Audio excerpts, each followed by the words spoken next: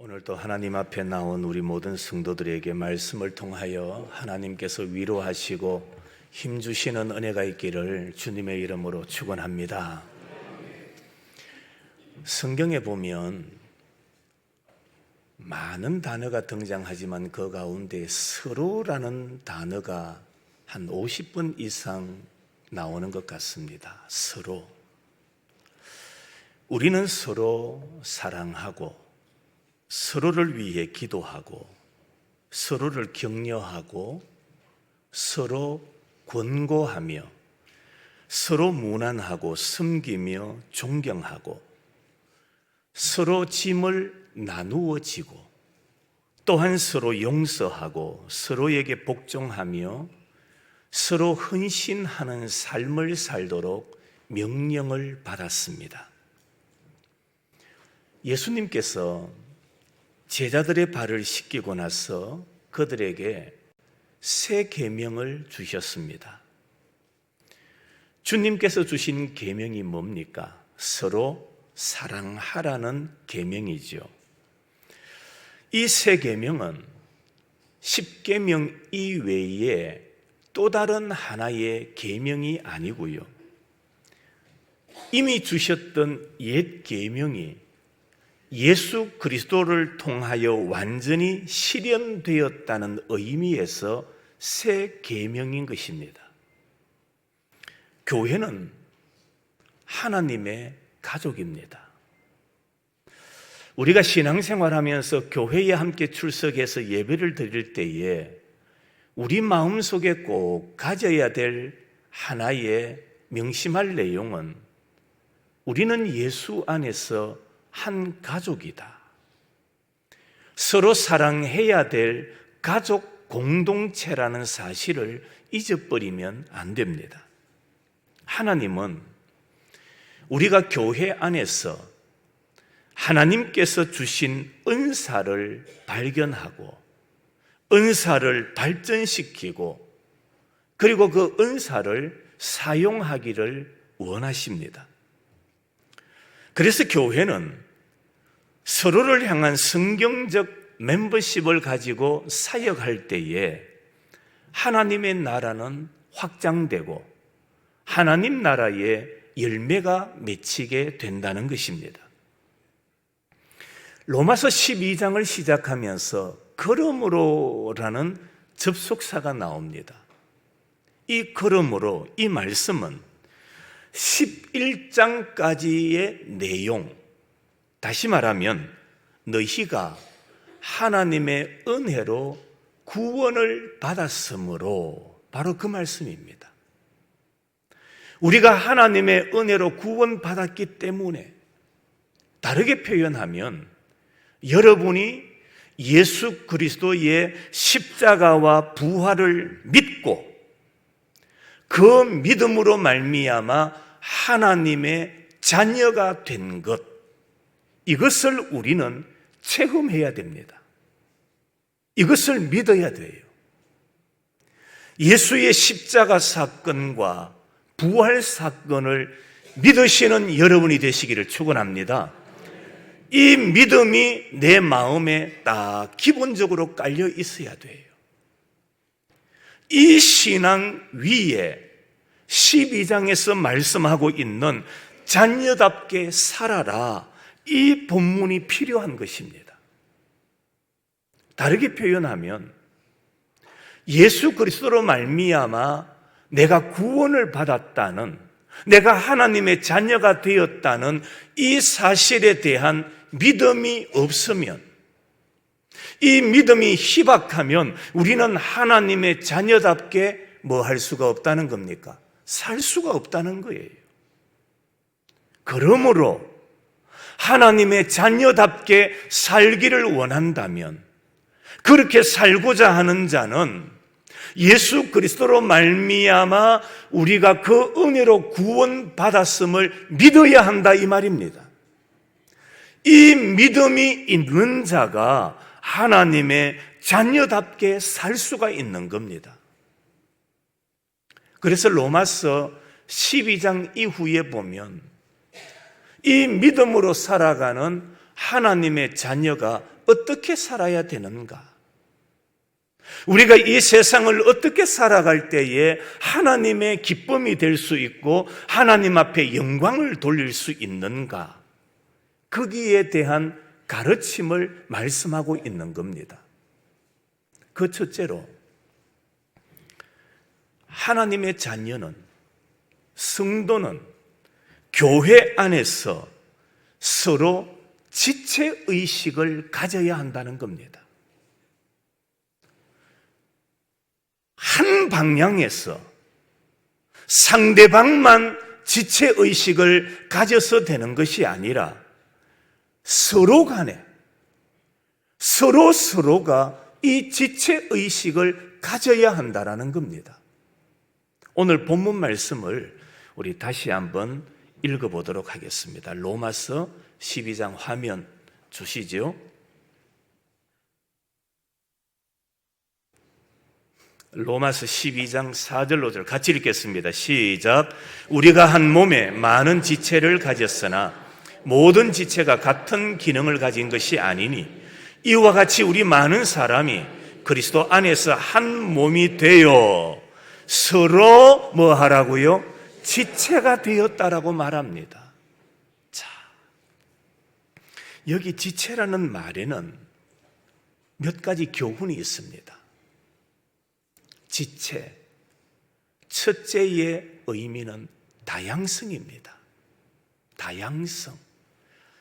교회 성도들이 가지고 있는 믿음의 분량, 성도들이 받은 은사, 그들이 가진 재능, 그들의 성격, 다 같습니까? 다릅니까? 다 다릅니다. 다양하다는 겁니다. 믿음의 분량도 다양하고요, 성도들이 받은 은사도 다르고요, 그들의 재능도 다르고 그들의 성격도 달라요.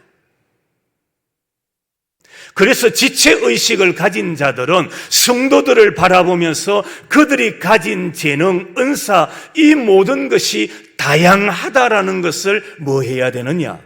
인정을 해야 돼요. 왜 당신은 나 같지 않느냐? 왜 나와 동일하지 않느냐라고 우리가 타박할 수가 없는 겁니다. 지체는 다양성을 가지고 있다라는 사실을 우리가 깨달아야 됩니다. 두 번째로는 다양하지만 무엇을 가져야 되느냐? 통일성을 가져야 돼요. 지체가 다 다르지만 그들은 동일한 목적을 가지고 살아가야 한다라는 말입니다. 지체가 따로따로 일하는 것이 아닙니다. 몸에 붙어 서로 연결되어서 관계를 가지면서 일을 하는 겁니다. 우리는 그 안에서 통일을 유지해야 하는 지체들임을 잊지 말아야 됩니다. 세 번째로는 다양하다라는 것을 인정하고 한 목적을 향하여 통일성을 가질 때에 상호 존중성이 나타난다는 겁니다. 지체끼리 서로의 기능을 인정해야 됩니다. 서로 존중해야 됩니다. 교회 안에서 앞장서서 일하는 사람만 중요한 게 아니에요. 교회 안에도 보면은 보이지 아니하게, 어떨 때는 숨어서 기도하고 드러나지 않게 봉사하는, 마치 사람의 심장과 같은 중요한 역할을 하는 사람들이 있음을 우리는 깨달아야 됩니다. 그러므로 우리들은 이 사실을 알고 자기의 분량을 알아서 진실하게 하라. 다르게 표현하면은 서로 협조를 잘 해야 된다. 바로 그 말씀입니다. 상호 존중성. 내가 가진 은사와 달란트를 가지고 다른 사람을 잘 도와야 된다. 다른 사람에게 협조를 잘 해야 된다. 바로 그 말씀입니다. 여러분, 우리는 지체의식을 가지고 신앙생활해야 됩니다. 교회에 나올 때에 우리는 예수 그리스도 안에서 한 지체다, 한 몸이다, 하나다, 그 사실을 우리가 놓쳐버리면 안 됩니다. 팔은 오른쪽으로 가려고 힘쓰고 다리는 왼쪽으로 가려고 힘쓴다면 그 지체는 올바른 방향으로 나갈 수가 없습니다. 머리의 지시를 따라서 손이 하는 일이 다르고 다리가 하는 일이 다르지만은 그들은 통일성을 이루고 서로 존중하면서 한 방향을 향하여 나아가는 공동체가 되어야 교회는 아름다워진다라는 겁니다. 성도 여러분, 서로 지체의식을 가지고 협력 잘하는 우리 의성교회가 될 수 있기를 주의 이름으로 축원합니다. 우리가 이런 표현을 사용합니다. 좋은 교회가 있다, 나쁜 교회가 있다. 여러분, 어떤 교회가 좋은 교회입니까? 요 가까운 교회도 보면 교회 이름이 좋은 교회가 있어요. 가끔 우리가 농담처럼 이야기합니다. 이름은 좋은데 안 좋대. 그러면서 농담을 해요. 절대 가서 일러주면 안 됩니다. 그냥 농담으로 서로 주고받았던 이야기예요. 명칭이 좋은 교회면 좋은 교회입니까? 여러분, 교회 이름도 보면 어떻게 교회 이름을 저렇게 지었을까?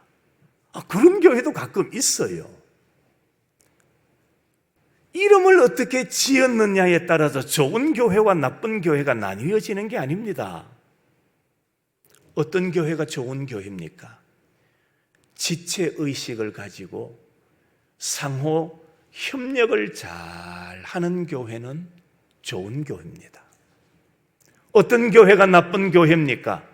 지체의식 없이 서로 협력하지 않는 교회가 나쁜 교회예요. 성도 여러분, 우리 의성교회는 지체의식을 가지고 서로 간에 협력 잘하는 좋은 교회로 소문나는 우리 교회가 될 수 있기를 주의 이름으로 축원합니다. 두 번째로는 성도는 형제를 사랑하여 서로 우애하라, 그렇게 말합니다. 서로 우애하라. 로마서 12장 10절 말씀을 한번 읽어봅니다. 시작.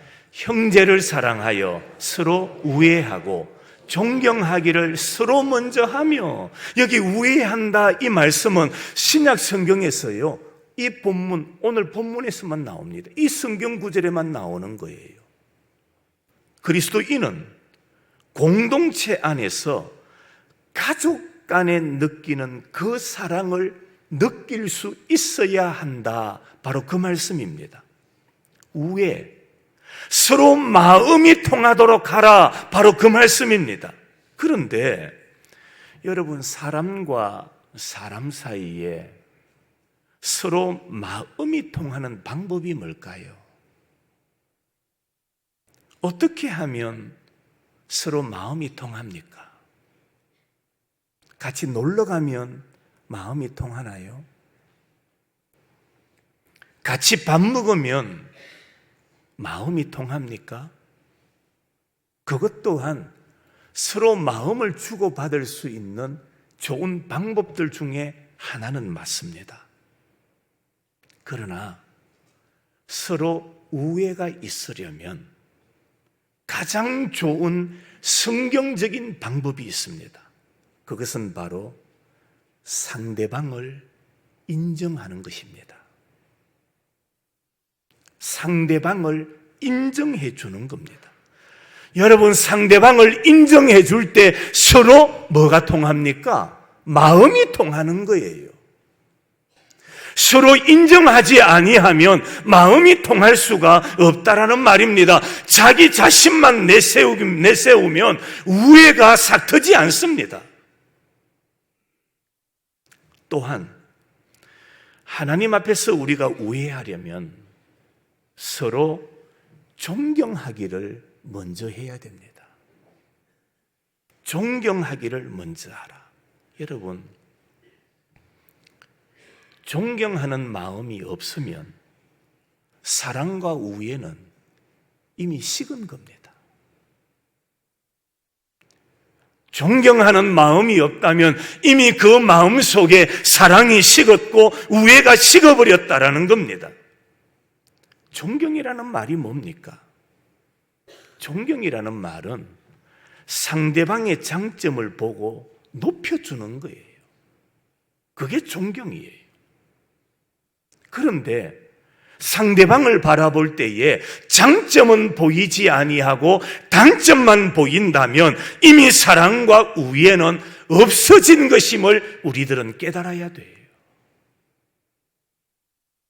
성도 여러분, 우리 의성교회 성도들은 서로 사랑하며 마음이 통하는 우애가 있는 성도들이 되시기를 간절히 소망합니다. 서로 사랑하여 우애하라, 그렇게 말씀하고 있는 거예요.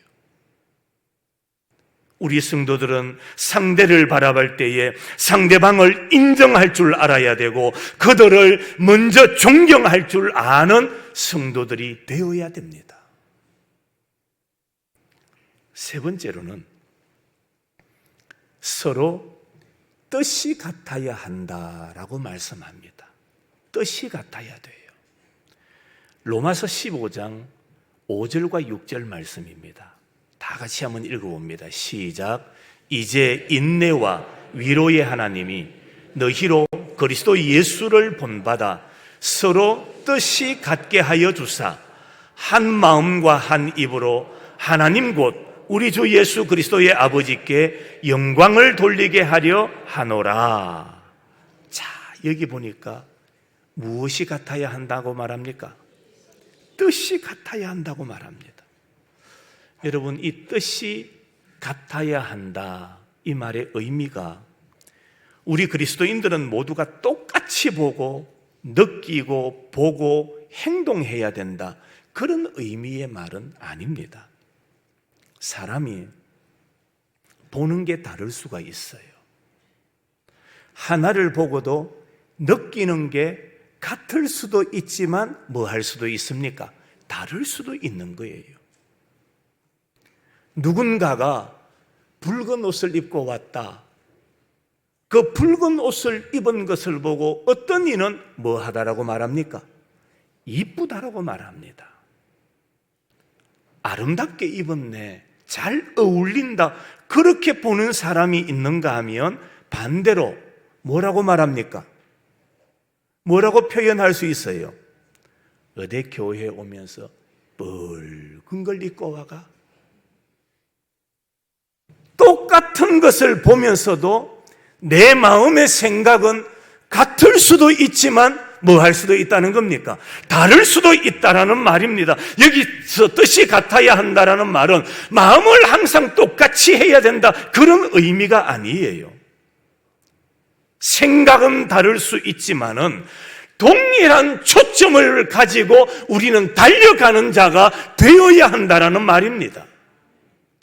여러분, 좋은 교회는요, 생각이 다를 수가 있어요. 의견이 다를 수가 있어요. 그러나 하나의 초점, 하나의 방향을 향하여 온 성도가 달려가는 것, 바로 그 교회가 좋은 교회고 좋은 나라고 좋은 가정이 되는 겁니다. 그래서 오늘 성경에도 서로 무엇이 같아야 된다? 뜻이 같아야 돼요. 다른 것을 보았다 할지라도, 생각은 달랐다 할지라도 우리 성도들은 동일한 뜻을 목적으로 하여 걸어가는 자가 되어야 하는 겁니다. 조금 전 장로님 기도하실 때도 언급하셨고요. 우리도 그걸 느낍니다. 나라가 왜 자꾸 나뉘어집니까? 왜 잡음이 자꾸 많습니까? 나라가 왜 이쪽에서 저쪽에서 서로 집회를 하면서 시끄러워집니까? 뭐가 같지 않아서 그렇습니까? 뜻이 같지 않으니까 그런 거예요. 가정에서 불화가 일어납니다. 왜 일어납니까? 가족 간에 뭐가 일치하지 않습니까? 뜻이 일치하지 않으니까 불화가 일어나는 거예요. 보는 것은 다를 수가 있어요. 우리의 생각도 다를 수가 있잖아요. 그러나 좋은 교회, 하나님께서 원하시는 교회와 성도의 모습은 동일한 뜻을 향하여 달려가는 자가 되라. 성도 여러분, 우리 모두 동일한 뜻을 가지고 달려갈 수 있는 성도들이 될 수 있기를 바랍니다. 자, 그러면은 어떻게 하면 가족이나 성도들끼리 서로 뜻을 같이 할 수 있습니까? 어떻게 뜻을 같이 할 수 있을까요? 우리 성가대원들 대답 한번 해보시죠. 자, 저를 보시고요. 눈을 뜨시고요. 성가대에서 눈 감고 있으면 안 되잖아. 어떻게 하면 우리가 성도들끼리 동일한 뜻을 가질 수 있습니까? 방법은 딱 하나입니다. 절대 우리는요, 죄성을 가진 존재이기 때문에 세상에서 동일한 뜻을 가질 수 없어요. 그런데 동일한 뜻을 가질 수 있는 방법 딱 하나가 있습니다. 그게 뭔지 아십니까? 하나님의 마음을 본받는 겁니다. 그 방법밖에 없습니다. 가족 간에도 남편의 생각이 다르고 아내의 생각이 다르고 부모의 생각과 자녀들의 생각이 뿔뿔이 다 흩어지는데 어떻게 동일할 수가 있을까요? 그런데 성경에는 동일할 수 있는 방법을 우리에게 말씀하고 있습니다. 그것은 바로 하나님의 마음을 품어라. 할렐루야. 하나님의 마음을 가져라. 하나님의 마음을 가질 때에 우리는 서로 동일한 뜻을 향하여 전진할 수가 있다라고 말씀하고 있는 거예요. 하나님의 마음. 여러분, 우리가 예수님의 마음을 품고 예수님을 본받으면 어떻게 될까요? 여러분, 다른 사람을 바라볼 때에 절대 우리는 뭐가 안 나옵니까? 만족이 안 나옵니다. 상대를 바라볼 때 절대로 우리는요, 만족할 수가 없어요. 맞습니까? 아닙니까?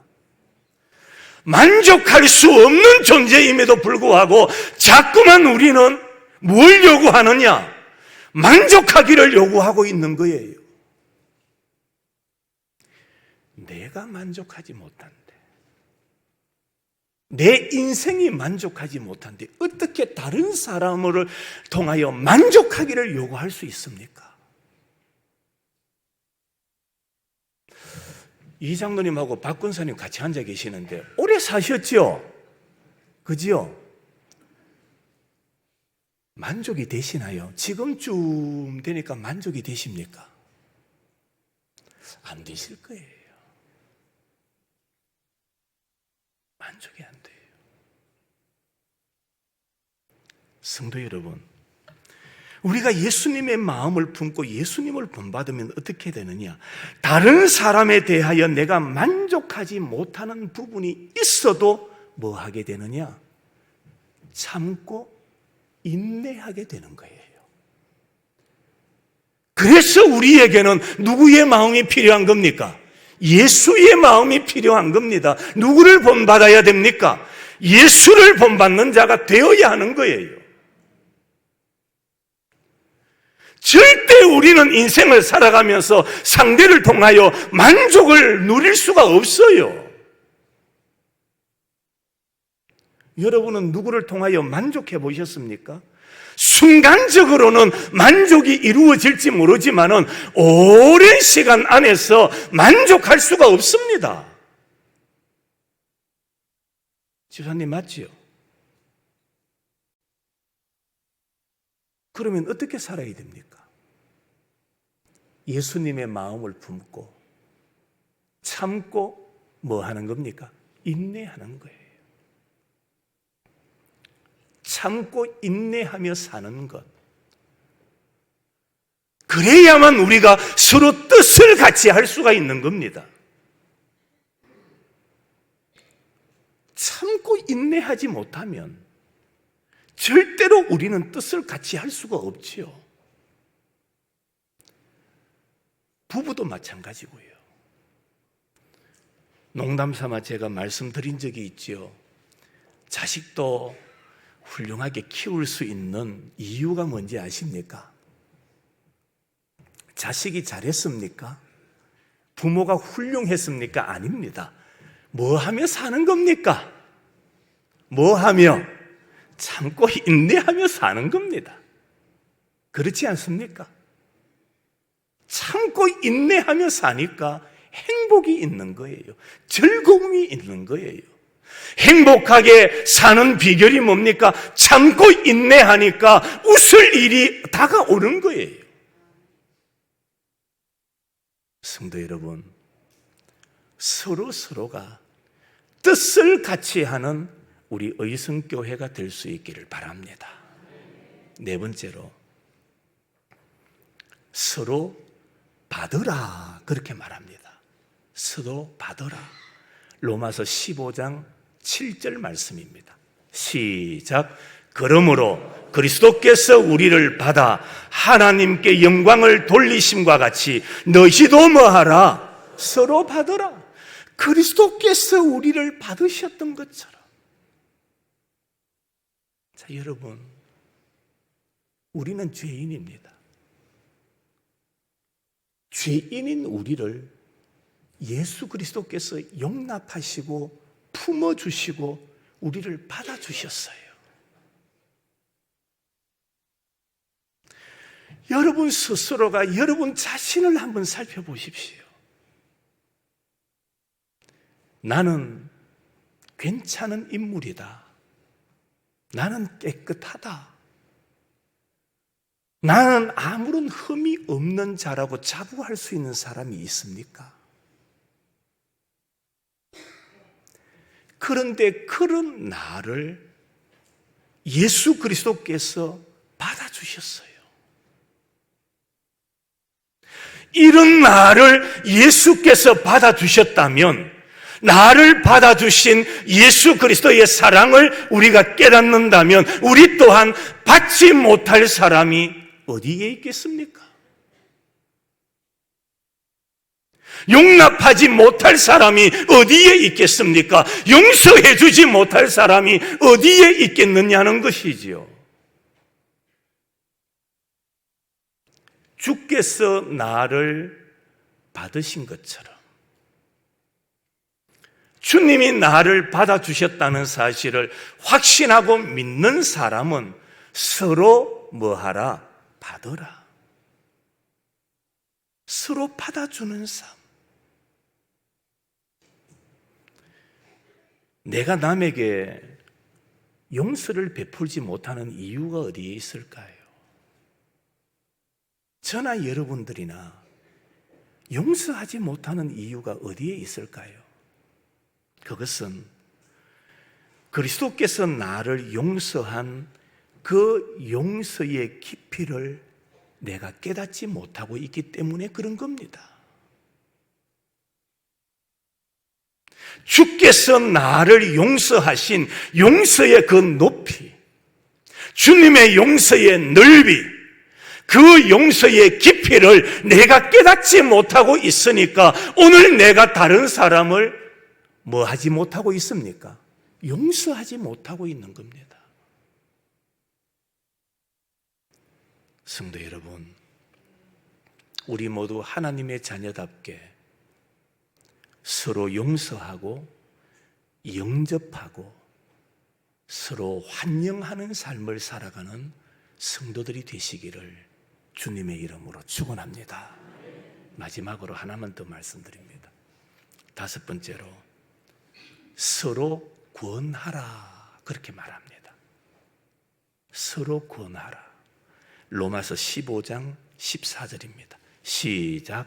내 형제들아 너희가 스스로 선함이 가득하고 모든 지식이 차서 능히 서로 구원하는 자임을 나도 확신하노라. 사도 바울은요, 사도로서 설교하고 가르치는 것뿐만이 아니라 형제끼리 서로 신앙 안에서 구원하고 위로도 하고 충고도 하고 성경을 깨닫고 난 이후에 서로 간에 성도들 간에 간증도 하고 그래서 서로에게 깊은 관심도 가졌고 올바른 길에서 떠났던 사람도 만났고 그들을 위하여 시간도 내었다라고 말하고 있는 겁니다.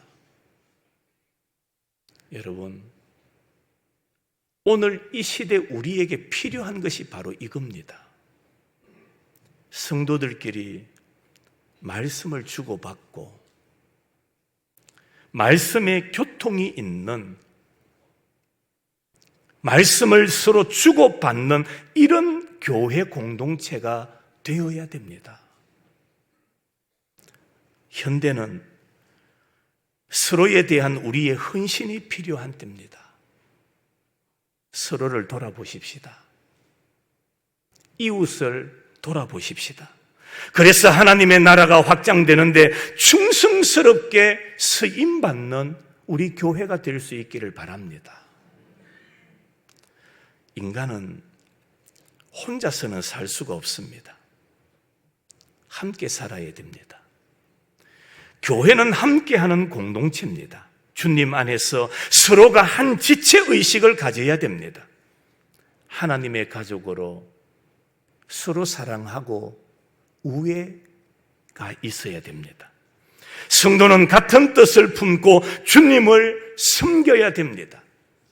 서로를 인정하고 권면하며 주님의 몸된 교회를 세움으로 말미암아 서로에 대하여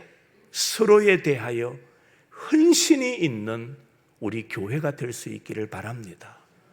그럴 때에 교회는 건강한 교회가 되고 아름다운 교회가 되고 좋은 교회가 되고 결국에 하나님 앞에 영광 돌리는 하나님의 기쁨이 되는 교회가 될 수 있습니다. 많은 사람들이 말합니다. 오늘날 한국 교회의 문제점을 지적하죠. 그 중에 하나가 교회에 관심을 잃어버렸다는 겁니다. 신앙은 있습니다. 그런데 신앙 생활을 편하게 하려고 합니다. 교회에 와서 예배를 드리고 돌아가는 것으로 만족해하는 사람들. 그래서 한국 교회가 건강성을 점점 잃어가고 있다는 겁니다. 시간을 투자하고 헌신하는 사람들이 점점 줄어가고 있다는 것이죠. 성도 여러분, 이런 허물어져가는 이 시대에 우리 교회 성도들이 서로에 대한 헌신을 통하여 우리 의성교회를 든든히 세워가고 하나님의 나라를 건강하게 세워가는 우리 의성교회 모든 성도들이 되시기를 주님의 이름으로 축원합니다. 하나님 아버지 감사합니다.